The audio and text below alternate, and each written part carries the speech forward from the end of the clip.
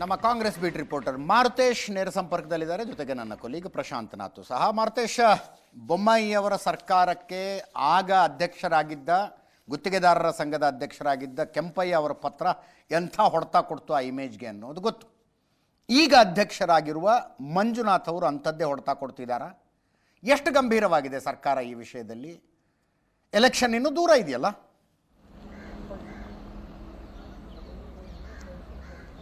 ಖಂಡಿತ. ಅಂದರೆ ಸರ್ಕಾರಕ್ಕೆ ಪದೇ ಪದೇ ಒಂದು ರೀತಿ ಇದು ಗುತ್ತಿಗೆದಾರರ ಸಂಘ ಅನ್ನುವಂಥದ್ದು ಮಗ್ಗಲ ಮುಳ್ಳಾಗಿದೆ. ಯಾವಾಗ ಮಗ್ಗಲು ಬದಲಿಸೋದು ಗುತ್ತಿಗೆದಾರರ ಸಂಘ ಒಂದು ಸರಿ ಚುಚ್ಚಿದಂಗೆ ಅನುಭವ ಆಗ್ತಾ ಇರುತ್ತೆ. ಆಗಾಗ ಸಭೆ ಕರೀತಾರೆ. ಈ ಥರದ ಪತ್ರಗಳು ಬರೆದಾಗಲೆಲ್ಲ ಕೂಡ ಸರ್ಕಾರ ಸಭೆ ಕರೀತಾರೆ, ಅವ್ರನ್ನ ಮಾತನಾಡ್ತಾರೆ, ನಿಮ್ಮ ಭರವಸೆ ಈಡೇರಿಸ್ತೀವಿ ಅಂತಾರೆ. ಆದರೆ ಅದು ಕಾರ್ಯರೂಪಕ್ಕೆ ಬರ್ತಾ ಇಲ್ಲ ಅನ್ನೋದೇ ಗುತ್ತಿಗೆದಾರರ ಸಂಘದ ಪ್ರಮುಖವಾಗಿರುವಂಥ ಆರೋಪ. ಸರ್ಕಾರ ಅಧಿಕಾರಕ್ಕೆ ಬಂದಾಗಲಿಂದಲೂ ಕೂಡ ಗುತ್ತಿಗೆದಾರರು ಈ ಥರದ ಸಾಕಷ್ಟು ಪತ್ರಗಳು ಬರೆದಿದ್ದಾರೆ, ಮಾಧ್ಯಮಗಳ ಮುಂದೆ ಬಂದು ತಮ್ಮ ಅಸಮಾಧಾನವನ್ನು ವ್ಯಕ್ತಪಡಿಸ್ತಾ ಇದ್ದಾರೆ.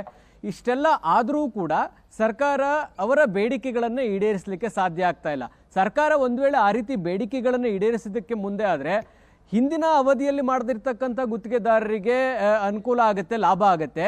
ನಾವು ಅಧಿಕಾರಕ್ಕೆ ಬಂದ ಮೇಲೆ ನಾವು ಹೊಸ ವರ್ಕ್ಗಳನ್ನು ಕೊಟ್ಟು, ಅಂದರೆ ನಮ್ಮ ಪರವಾಗಿರ್ತಕ್ಕಂಥ ಗುತ್ತಿಗೆದಾರರಿಗೆ ಲಾಭ ಮಾಡಿ ಕೊಡದೇ ಇದ್ದರೆ ಅದು ಇನ್ನೊಂದು ಸಮಸ್ಯೆಗೆ ಕಾರಣ ಆಗುತ್ತೆ ಅನ್ನುವಂಥದ್ದು ಸರ್ಕಾರಕ್ಕೂ ಕೂಡ ಗೊತ್ತಿದೆ. ಹಾಗಾಗಿ ಹೊಸ ವರ್ಕ್ಗಳಿಗೆ ಅವಕಾಶ ಮಾಡಿಕೊಟ್ಟು ಅವರಿಗೂ ಬಿಲ್ ಮಾಡಿಕೊಡ್ಬೇಕು, ಜೊತೆಗೆ ಬಾಕಿ ಬಿಲ್ಲನ್ನು ಕೂಡ ಕ್ಲಿಯರ್ ಮಾಡಬೇಕಾದಂಥ ಒತ್ತಡ ಇದೆ.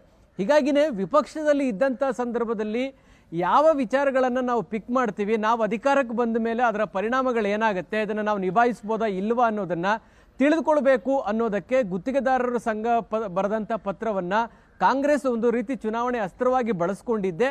ಈ ಪ್ರಮಾಣದಲ್ಲಿ ಗುತ್ತಿಗೆದಾರರ ಸಂಘ ಪದೇ ಪದೇ ಪತ್ರ ಬರೆದು ಸರ್ಕಾರದ ಮೇಲೆ ಅಸಮಾಧಾನ ತೋಡ್ಕೊಳ್ತಾ ಇರೋದಕ್ಕೆ ಇದೇ ಕಾರಣ. ಇದರ ಮುಂದುವರಿದ ಭಾಗವಾಗಿ ಗುತ್ತಿಗೆದಾರರ ಸಂಘ ರಾಹುಲ್ ಗಾಂಧಿ ಅವರನ್ನ, AICC ಅಧ್ಯಕ್ಷರನ್ನ, ವೇಣುಗೋಪಾಲ್ ಅವರನ್ನ ಭೇಟಿ ಮಾಡುವಂತಹ ತೀರ್ಮಾನವನ್ನು ಕೂಡ ಕಳೆದ ತಿಂಗಳು ಅವರ ಬೋರ್ಡ್ ಮೀಟಿಂಗ್ನಲ್ಲೂ ಕೂಡ ತೆಗೆದುಕೊಂಡ್ರು. ಅಂದರೆ ಸರ್ಕಾರಕ್ಕೆ ಒಂದು ಕಡೆಯದಾಗಿ ಪತ್ರ ಬರೆಯೋಣ, ಆ ಪತ್ರಕ್ಕೆ ಅವರು ಸ್ಪಂದಿಸದೇ ಇದ್ರೆ ನೇರವಾಗಿ ನಾವು ಹೈಕಮಾಂಡ್ನ ಭೇಟಿ ಆಗೋಣ, ರಾಹುಲ್ ಗಾಂಧಿ ಅವ್ರನ್ನ ಭೇಟಿ ಆಗೋಣ ಅನ್ನುವಂಥ ತೀರ್ಮಾನವನ್ನು ತೆಗೆದುಕೊಂಡ್ರು. ಯಾಕೆ ರಾಹುಲ್ ಗಾಂಧಿ ಅಂತ ಬಂದಾಗ, ಇಡೀ ಭಾರತ್ ಜೋಡೋ ಯಾತ್ರೆಯಲ್ಲಿ ರಾಹುಲ್ ಗಾಂಧಿ ಅವರು ತಮ್ಮ ಪ್ರತಿ ಭಾಷಣದಲ್ಲೂ ಕೂಡ ಜೇಬ್ನಲ್ಲಿ ಒಂದು ಚೀಟಿ ತೆಗೆದು ಹೇಳ್ತಾ ಇದ್ರು, ಗುತ್ತಿಗೆದಾರರು ಬರೆದಂಥ ಪತ್ರವನ್ನು ಎಲ್ಲ ಭಾಷಣಗಳಲ್ಲೂ ಪ್ರದರ್ಶನ ಮಾಡಿದ್ರು. 40% ಕಮಿಷನ್ ಆರೋಪವನ್ನು ಇಡೀ ತಮ್ಮ ಭಾರತ್ ಜೋಡೋ ಯಾತ್ರೆಯ ತುಂಬ ಭಾಷಣದಲ್ಲಿ, ಪ್ರತಿ ಭಾಷಣದಲ್ಲೂ ಬಳಸ್ಕೊಂಡ್ರು. ಆದರೆ ಈಗ ಅವರದ್ದೇ ಸರ್ಕಾರ ಬಂದಾಗ ಗುತ್ತಿಗೆದಾರರ ಸಮಸ್ಯೆಗಳನ್ನು ಬಗೆಹರಿಸುವಂಥ ನಿಟ್ಟಿನಲ್ಲಿ ಸರ್ಕಾರ ಎಷ್ಟರ ಮಟ್ಟಿಗೆ ನಿರ್ಲಕ್ಷ್ಯ ವಹಿಸ್ತಾ ಇದೆ ಅನ್ನುವಂಥದ್ದನ್ನು ರಾಹುಲ್ ಗಾಂಧಿ ಅವ್ರಿಗೂ ತಿಳಿಸಬೇಕು ಅನ್ನುವ ಕಾರಣಕ್ಕಾಗಿ ಆ ತೀರ್ಮಾನವನ್ನು ತೆಗೆದುಕೊಂಡ್ರು. ಆ ಕಾರಣಕ್ಕಾಗಿ ಮುಖ್ಯಮಂತ್ರಿಗಳು ಒಂದು ಸಭೆಯ ಸೂಚನಾ ಪತ್ರ ಕೂಡ ರವಾನೆ ಆಯಿತು. ಕಾರಣಾಂತರಗಳಿಂದ ಆ ಸಭೆ ನಡೀಲಿಲ್ಲ. ಈಗ ಅದರ ಮುಂದುವರಿದ ಭಾಗವಾಗಿ ಮೊನ್ನೆ ಮುಖ್ಯಮಂತ್ರಿಗಳಿಗೆ ಪತ್ರ ಬರೆದು ಈ ಸರ್ಕಾರದಲ್ಲಿ ಕಳೆದ ಸರ್ಕಾರದಕ್ಕಿಂತ ದುಪ್ಪಟ್ಟಾದಂಥ ಕಮಿಷನ್ ವ್ಯವಹಾರ ನಡೀತಾ ಇದೆ.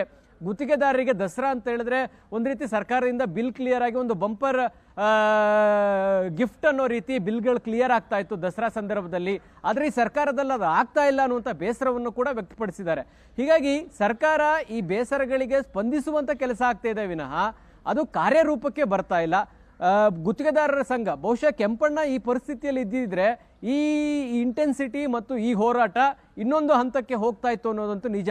ಹಾಗೆ ನೋಡಿದ್ರೆ ಈಗಿರ್ತಕ್ಕಂಥ ಅಧ್ಯಕ್ಷರು ಸರ್ಕಾರದ ತೀರ್ಮಾನಗಳಿಗೆ ಒಂದು ರೀತಿಯಾದಂಥ ಸಾಫ್ಟ್ ಕಾರ್ನ ತೋರಿಸ್ತಾ ಇದ್ದಾರೆ. ಆದರೆ ಕೆಂಪಣ್ಣ ಅವರು ಇದ್ದಿದ್ರೆ ಇದು ಇನ್ನೂ ತೀವ್ರತರನಾದಂಥ ಹೋರಾಟದ ಸ್ವರೂಪವನ್ನು ಪಡೆದುಕೊಳ್ತಾ ಇತ್ತು.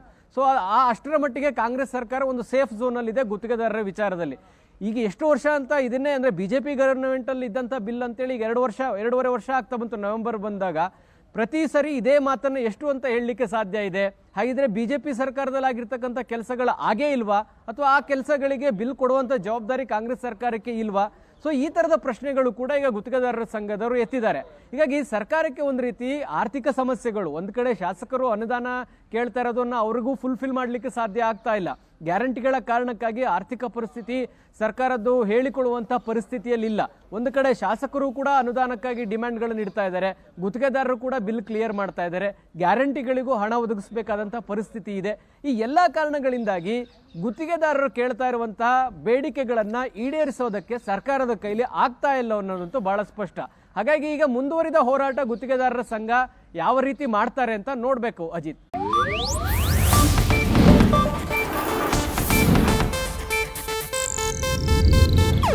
ಇದು ಏಷ್ಯಾನೆಟ್ ನ್ಯೂಸ್ ನೆಟ್ವರ್ಕ್ ಪ್ರಸ್ತುತಿ.